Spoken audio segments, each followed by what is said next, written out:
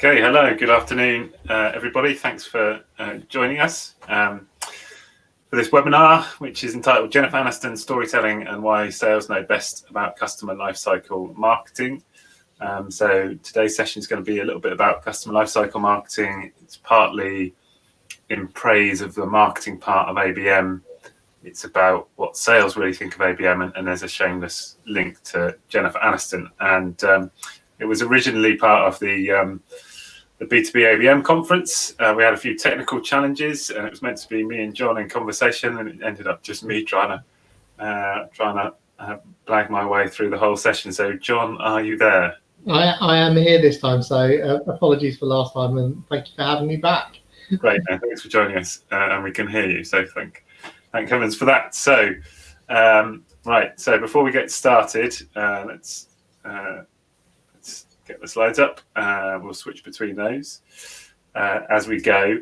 Before we get started, last time at the conference, we were encouraged by the team at B2B Marketing to start with a question that got people inputting into the chat box so we could see who was in the conference. So we asked a question about which Friends star would make the best ABMer, which had a sort of link to our Jennifer Aniston thing. But we settled that debate, and that the consensus was it would be Monica, because we're a frightening organisation. So I thought I'd just pose a different question that you can think about. I don't think there's the same chat functionality on BrightTalk, but you can pop it in the questions if you have a point of view on who could be said to have put the B into ABM. Beyonce, Bojo. For those British people listening, they might know who Barry from the Chuckle Brothers is. You may have your own B. If that amuses you while you're listening to us talk, do put it in, or go to my LinkedIn profile and there'll be a post on there, and you can join in the debate there. So introductions. I'm David Van Schaik. I'm the CMO at the marketing practice. For anyone who doesn't know us, we're one of the leading B2B agencies. We do a lot of ABM. We've been doing it since at least 2006.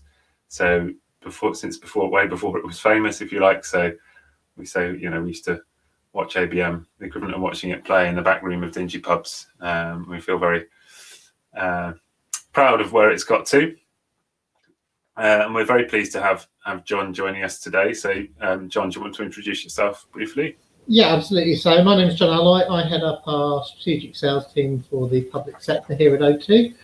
So essentially, we look after all of the large kind of national government bodies, as well as all the big central government departments. Great. Thanks, John.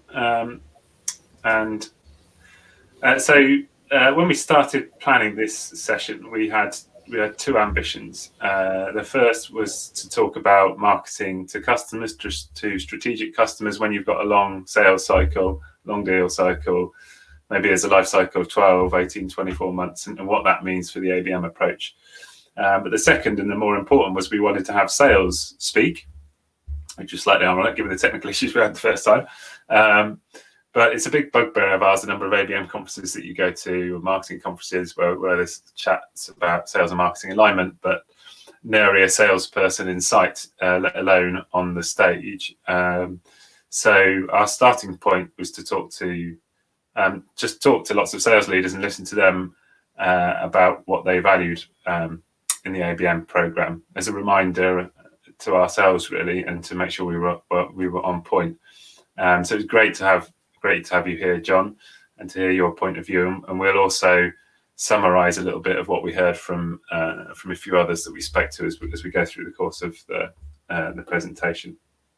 The headline is, I guess, speaking to sales, reminded us of actually, perhaps surprisingly, of the quote unquote softer side of the marketing in ABM, and we'll come on to why that is in a bit.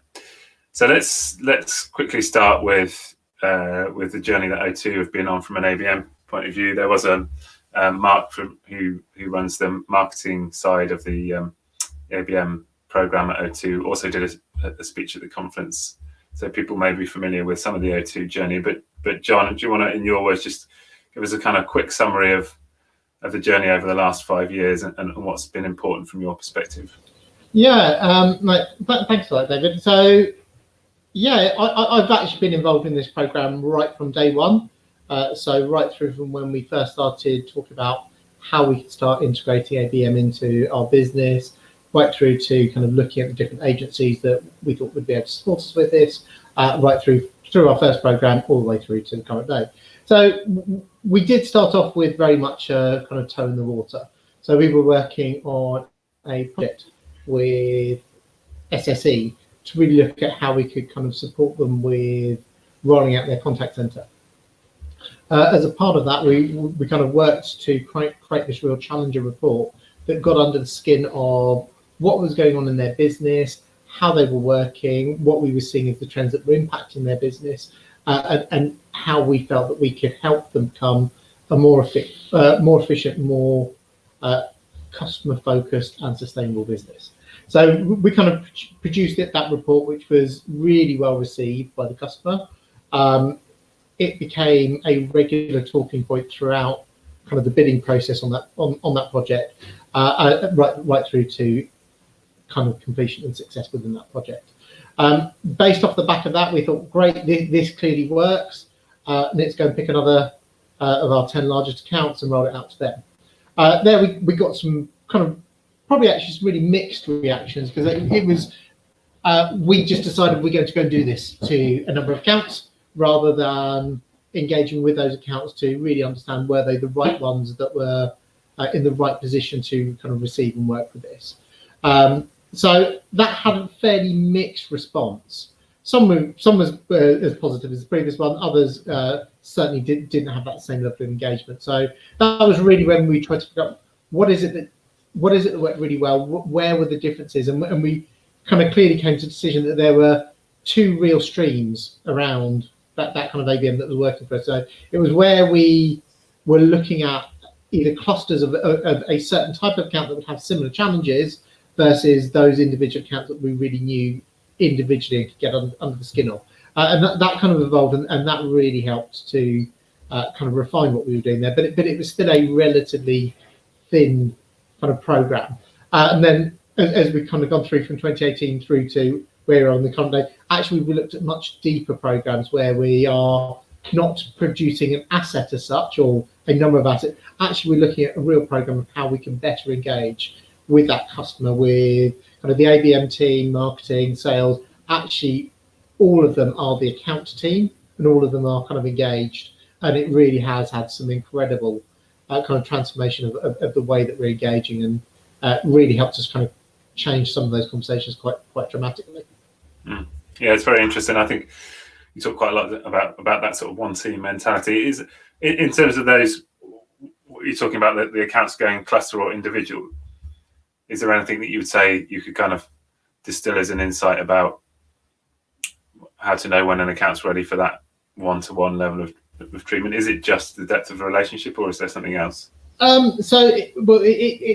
It's depth of relationship, but actually the really important one is that they've got to be an organisation that is wanting and receptive to being communicated in that way. They've also got to have their own teams that will be involved in this actually need to become a part of that account team that create the kind of messaging, the assets, the conversation.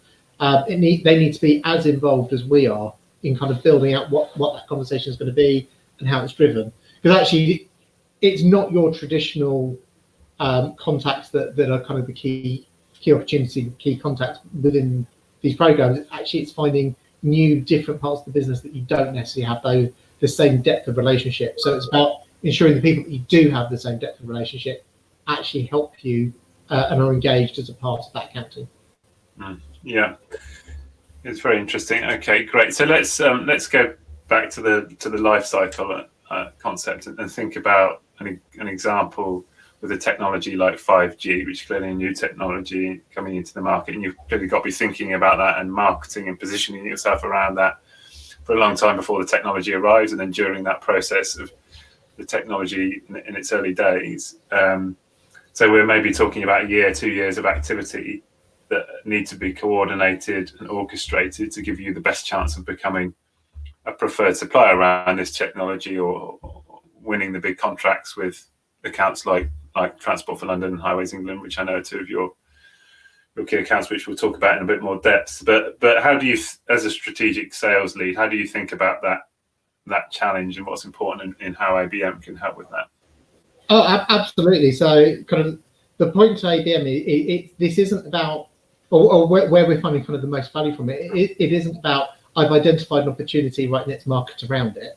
It's around actually there are bringing along the mindset of the customer so that actually with the areas that you're kind of building up credibility and kind of that position of thought leadership around, that when it comes time that they are ready to think about, actually, I'm now ready to engage and start looking at that 5G network or whatever the new future drop that you've been preparing from over many years. You say 18 to 24 months. We've been planning 5 years probably for the best part of a decade. And actually, it's about ensuring that you are at the forefront of their thinking so that when it is that time for them to be able to do, they will immediately think, and now I need to talk to John or Andrew or whoever it is, but actually trying to associate your brand and also the individuals within your brand as the people of the organizations that they need to talk to about this in that first instance. Mm. And it's what, I mentioned at the start that we ended up talking a lot about the marketing in ABM with perhaps a capital M, and that, a lot of what we're talking about, that idea of building brand, of building preference, of positioning, of really understanding where it is you want to play and creating that environment is it's really interesting to hear that talked about in the context of ABM and in the context of a single strategic account. So yeah, in the build up to the session, we spoke to a small number of sales leaders about what they valued most about the ABM program. This is just where we wanted to start, really, to make sure we were on point, and we sort of summarised what they told us in 5 key points here. So I'll just go through those and then perhaps get your reaction to it, John. So the first is credibility. So during the first 2-3 years, you need to continually remind them of why they bought from you in the first place, which is a really important reminder, I think, because we're so, as you say, John, it's a natural instinct to go, right, where's the next revenue opportunity, and to think of an ABM program as, right, how do we identify the next revenue opportunity and go after that? And certainly there'll be times when you are doing that, but there's a huge part of selling that's about legitimacy, and without it, that you can't grow. And marketing can play a crucial role there in creating that legitimacy. I'm reading a book at the moment called The Expansion Sale. I think they were also talking at the ABM conference, the authors of that, about how important it is to reinforce what they call status quo bias. So remind people why they bought from you in the first place, and do that consistently throughout the process, which is something easily forgotten. And then you look at the next two, optics. So the optics of how the optics of a deal look to the rest of the business is important. Make it look like the right decision, and reach, breadth of reach being important, reaching a wide group of stakeholders, as you say, creating warm introductions, shining a light on the success. And those really, to your point, John, about building an environment in which working with O2 or whoever you are looks like a credible decision when they make that decision, and that you are the sort of person, the brand or people that they're going to reach out to when they've got a question they want to talk about this topic. And it's interesting how much it reminds you of people in the advertising industry talking about how advertising works at a broad level as well. Optics, perception, reach. It's very much the same sort of principles. And then the fourth is perhaps one that we're more used to. It can open up new areas, new jurisdictions, as they called it, give you the opportunity to perhaps sell into other areas of the business that you hadn't been doing before. And then the last one is this idea of unity. So this might be what people are starting to call ABM, account-based everything. But this idea that it's more than just about bringing marketing and sales together. It's also an opportunity to bring together other people across the front office and I guess the back office, services and engineering and R&D and so on, and give them a sense of purpose about what they're doing on the account. So as I say, it kind of reminded us, really perhaps unexpectedly, talking to salespeople, we might have thought it would be more about the hard numbers and the binary targets, but actually a lot of it is really kind of instinctively about how marketing works and the task of building the right sales environment in the long term.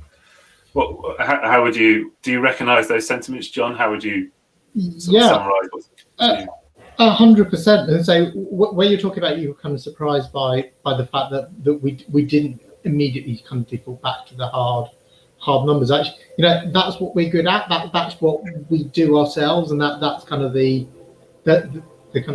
lifeblood of the salesperson. Is we already think in that way ourselves. That's not the stuff we need help with.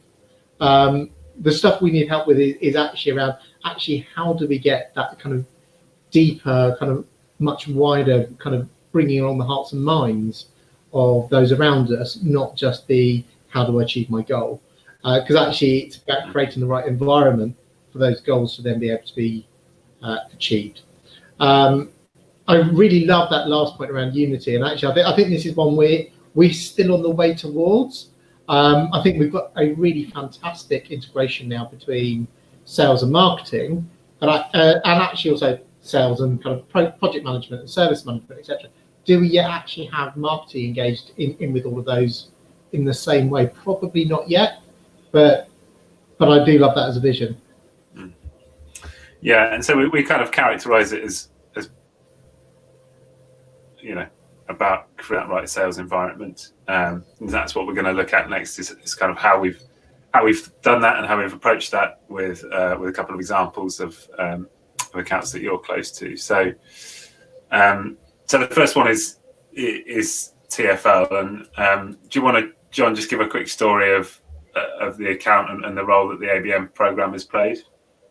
Yeah, absolutely. So TfL have been a kind of started off as a customer, and then obviously over time has become a real partner to O2. So we've been looking after TfL now for about 15 years, starting from a very, very transactional relationship where, because we were the first provider in the UK to bring BlackBerry to market, they weren't with us for their kind of main comms. And so they came to us and said, actually, we need some of those.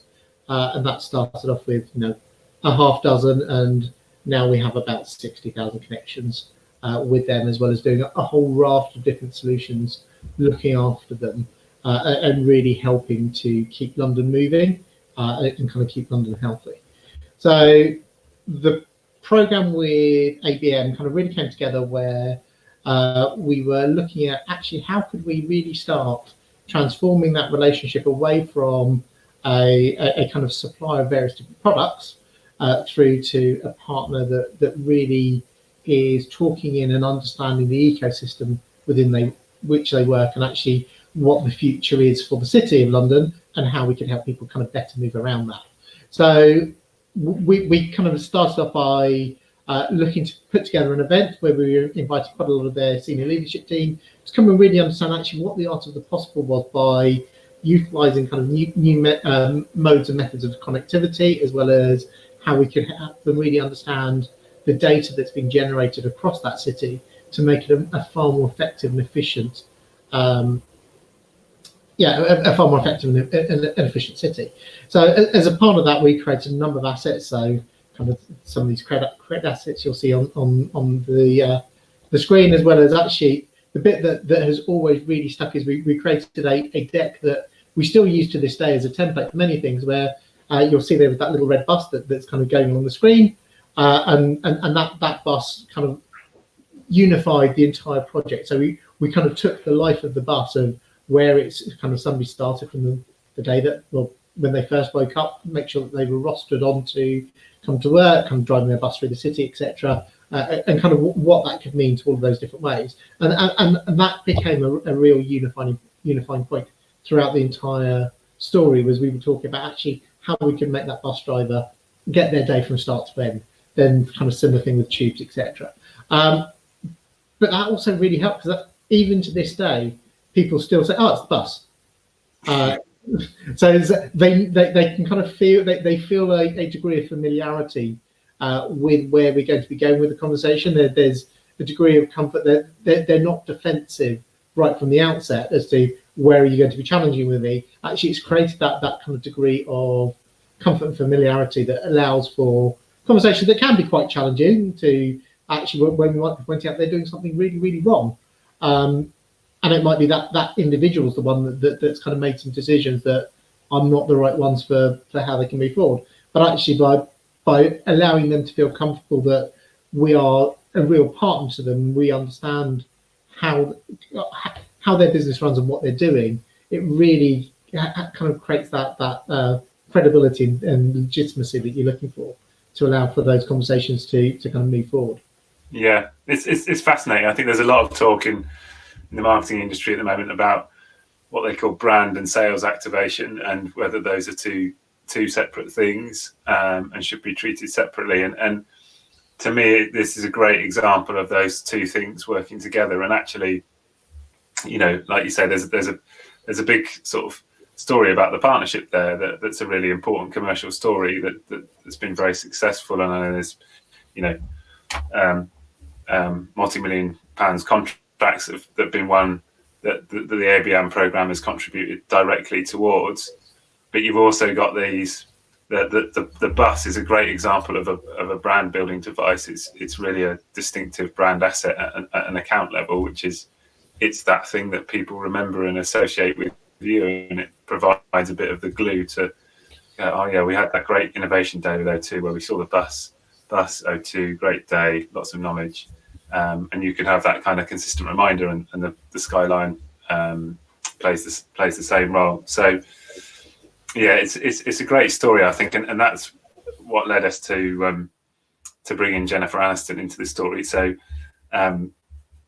this kind of helps to explain, I think, why the Little Red Bus and distinctive brand assets work and are important, you know, as well as that big commercial story. And the reason it relates to Jennifer Aniston is some psychologists were doing experiments to understand how memories were formed, and they had some scanners on people's brains, and they were showing them pictures, and they found one guy had a neuron that fired every time he saw a picture of Jennifer Aniston. No matter what picture it was, what era, the same neuron would fire. So they called it the Jennifer Aniston neuron. And they obviously think that it's not it's one of the explanations for how memories are formed. It's not just one neuron that remembers Jennifer Aniston. There's a network of neurons that form a kind of complex 3D shape, if you like, that they fire when you see Jennifer Aniston. They are essentially your concept of Jennifer Aniston. And because of what we know about the way memory works, the more you see pictures of Jennifer Aniston, the more common that concept is, the more you'll strengthen those, the more the neurons will fire, the more you'll strengthen those pathways, the more important you'll think Jennifer Aniston is, the more trusted she will be, and it helps your credibility as a brand if you're consistently using distinctive visual assets that remind people it's O2. And particularly when you create the positive association. So the other part of the Jennifer Aniston story is they started showing pictures of Jennifer Aniston next to the Eiffel Tower. And after 2 or 3 goes at that, the same neuron fired when you just saw a picture of the Eiffel Tower. So they're able to create a strong association between Jennifer Aniston and the Eiffel Tower quite quickly. And that's the same thing that's happening here, is creating a network of associations that are sort of glued together by some of the distinctive brand assets that we're doing at an account level that help to create this concept of O2 in the mind of the people at TfL. It's quite a deliberate strategy that's part influenced by the big O2 brand, but we're doing it very deliberately at an account level. So that just kind of explains how it works. And you know, there's another example which I think gives us another interesting lesson, which is the Highways England example. So John, do you want to just give us the story of yeah. Yeah, so Highways England was actually this was one of those really successful kind of assets that we created early on, where we worked with kind of marketing to really develop a program or a kind of a report of actually what we would see their future being and what they need to adopt. So what are their key drivers? How does that tie into kind of their stated ambitions, and actually what things could they do to kind of work around that. That was then kind of delivered to them as a report that kind of went out to a lot of their senior leaders, and then actually had a call from their CIO, Tony, who said, like, actually, I really want to come in and have a talk to me about this. So kind of myself and the account manager went in, great. You want to hear more about what we've got to say. This is great. Right. I've been struggling to find who in my team kind of commissioned this report, because it's brilliant, and I really like the idea that one of my team's been that proactive, and I want to thank them. It's like, well, you didn't. This is what we built from what we've known of you. This wasn't done in conjunction with the team. The next one will be, and that really did just help transform that relationship, so that now we have regular one-to-ones with. It was with Tony, now he's been replaced by Vicky Higgins. So regularly we'll be talking to them on a one-to-one basis, planning out what the future looks like for them, actually really understanding their strategic vision and supporting that transition of their strategic vision. To the point that, you know what, actually it's quite rare that we will talk about technology. What we'll be doing is we'll be talking about kind of capabilities and how we can help them enhance those capabilities, and where they've got an ambition, what we can do to support that ambition. Yeah, I think it's a great example for me, because it's about how news travels. I think people talk about they actually share news as anecdotes, don't they? And you ask anyone associated with the Highways England account who's been working on at our side or in the O2 team, and they always talk about the report, and they tell the Tony story, and they say, yeah, he thought it was his own team who'd written it. And we call those sorts of things swagger stories. So they're just little anecdotes that people like to share, because that's what you say, oh, you know, and it's kind of shorthand for a way of explaining how something works. And in the Highways England case, it's saying ABM works because we built this enormous trust and an understanding of their challenges that we can have this kind of relationship with them. But the fact that you've got this little anecdote that then travels and helps build the case for ABM internally, doesn't it? Because other people want to do what they hear about that and think, oh, we'd like that on our account. Do you think that's sort of, has ABM grown at O2 in part by that internal? Oh, absolutely. It's and actually probably quite a good opportunity to answer one of the questions that's kind of gone in on the side there is, actually, one of the things that is so important for ABM to really become adopted is it can't be something that is done to sales, and this happens so much with in marketing, and then I've experienced this over the years that very often marketing is done to sales. We are doing this. This is what you're going to work with, rather than engaging with sales, actually getting them on board, getting them supported, actually making us advocates for a program, and certainly once salespeople become advocates for the program, other salespeople will really want to become a part of that and join in and hear and support. So don't do it to us, sell to us. Salespeople love to be sold to. Engage us, make us want to love this, because once we do, we will be the best brand ambassadors for that program you will hear. Yeah, and that swagger stories approach is a great way of doing that, isn't it? And something we now do deliberately on the program is every quarter or so there's a little summary of, just to again bring up some of those principles earlier, remind people of why we're doing it in the first place, as well as the successes that we've had, and give them the little anecdotes to share. Okay, thanks, John. So it's really interesting about Highways England, and just to then think about how we, I guess, summarise some of the things that we've been discussing over the course of the past half an hour. And we talked about the importance of creating that right sales environment. And I think there are kind of 3 steps that we talked about how marketing can do that. So the first is to look at how you can create those positive associations, your little red buses, if you like, with memorable interventions.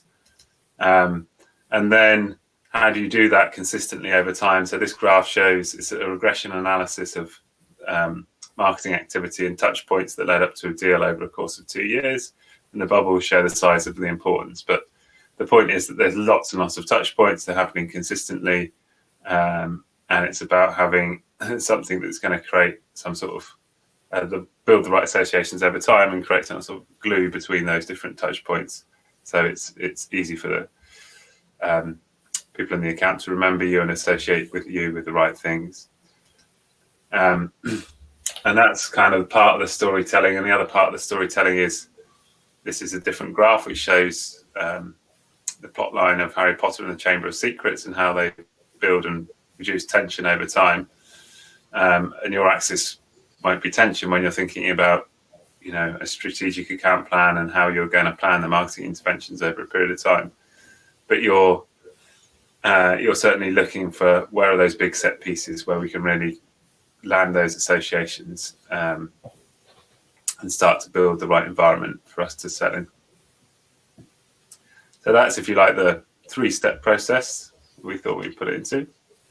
And I think the other thing is that when we're planning ABM programs, we'll tend to use the 3 R's, which is my recommend of reputation, relationship, and revenue. That's what we use on the O2 program to measure our success and to report on our success and the value that we're creating. And that's a really good framework and a good mechanism, but it's easy. It could be easy to lose the story in that it doesn't necessarily allow you to say, what is our positioning strategy? What's the story that we want to tell to these people? So when you're setting out and thinking about these strategic account plans, yes, think about the objective against those 3, but also make sure you ask yourself these questions. Is there a clear positioning strategy? What associations do you want to build in the mind of your audience? Where are your biggest opportunities to create those and strengthen those associations? How are you going to create distinctive account assets to glue it all together? Can you create swagger stories like the Highways England example, anecdotes that spread around the account? And that, I think, will add a lot more of the how to the account planning process. So hopefully that's been a useful window into the O2 program and how we're thinking about tackling the challenge of building the right sales environment in those strategic accounts, and what sales really value from an ABM program in that scenario. John, would you give you the chance just to wrap up? What would be your sort of final thought, perhaps your one piece of advice for anyone undertaking, planning a strategic ABM program at the moment? Yeah, absolutely. So for me, the kind of the key really important takeaways are that actually ABM, try not to focus on the "and I am selling you this" too much. Try and focus on the "and we're getting you the right relationship with your customer," so that actually you can then go and close that business appropriately, and they'll give you the right opportunity and the right sales environment for that to happen in. So it's really about kind of creating that credibility and the right environment that they will have positive, warm thoughts around your organization. And that really, for me, is kind of what's so key here. So really make sure that you're getting that is your takeaway. Also have a clear vision around what it is that you want to achieve with that customer, and actually all of your messaging should kind of help drive back towards the what is it you're trying to achieve. Are you trying to build relationships? Are you trying to look at a different way of working with them? Are you trying to get them thinking about you in a different way or in a market outside of the one that you're traditionally in with them? But think about those clear outcomes and then work back to, and how do we help create the environment that they will think that way? For me, I know we talk about the 3 R's. The revenue one is more about actually justifying the investment in the program. It's actually, for me, it's less of a key metric. For me, the key metrics are actually how you're moving forward those relationships. Yeah, you have the faith that that's going to create the right environment for you and make your job. Exactly. So as salespeople, we are already focused and targeted on the number. So we understand that, and we're the ones that focus around that. Actually, what we need from marketeers are to help us get us into the right frame of mind of the customer that they will be receptive to us. And that's really is the key there. Great.